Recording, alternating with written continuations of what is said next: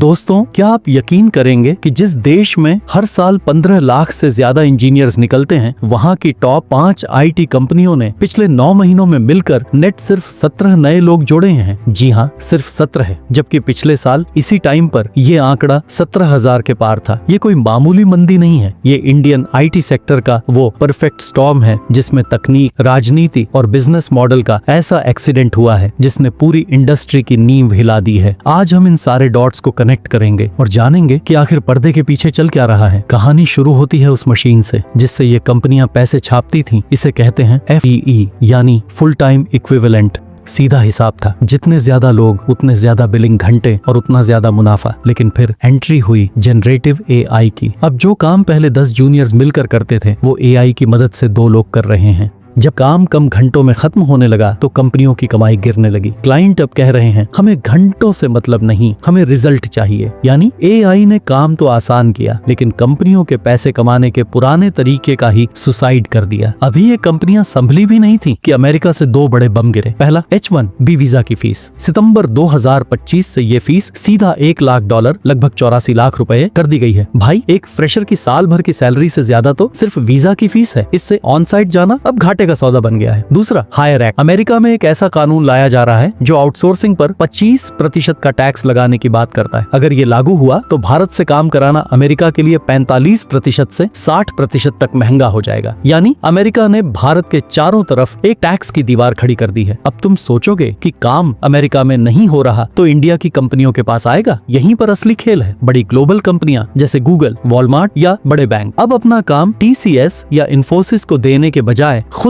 India में अपना office खोल रही हैं। इन्हें कहते हैं GCC, ग्लोबल कैपेबिलिटी सेंटर्स। आज इंडिया में 1800 से ज्यादा GCCs हैं। ये कंपनियां इंडियन IT दिग्गजों से उनकी टॉप टैलेंट छीन रही हैं, क्योंकि ये ज्यादा पैसा और सीधे ग्लोबल प्रोजेक्ट्स देती हैं। यानी जो क्लाइंट पहले पैसे देते थे, वो अब कॉम्पिटिटर बनकर खड़े हो गए हैं। लेकिन ऐसा हो क्यों रहा है? क्योंकि GC सीड साल 2026 में 10.4% की औसत सैलरी हाइक दे रहे हैं, जो IT सेक्टर के दूसरे क्षेत्रों से कहीं ज्यादा है। जनरेटिव AI और मशीन लर्निंग जैसे क्षेत्रों में GCCs टैलेंट को 30% से 60% तक का सैलरी प्रीमियम देकर अपनी ओर खींच रहे हैं। अनुभवी इंजीनियर्स 8 से 15 साल का अनुभव बड़े पैमाने पर IT सर्विस कंपनियों को छोड़कर GCCs में जा रहे हैं, क्योंकि वहां उन्हें डायरेक्ट ग्लोबल लीडरशिप रोल और बेहतर पैसे मिल रहे हैं। ये सब कारण मिलकर IT इंडस्ट्री को इतना चैलेंजिंग बना रही है। अभी आप बताओ दोस्तों, इंडियन IT कंपनी को क्या करना चाहिए अपने आप को रिवाइव करने के लिए?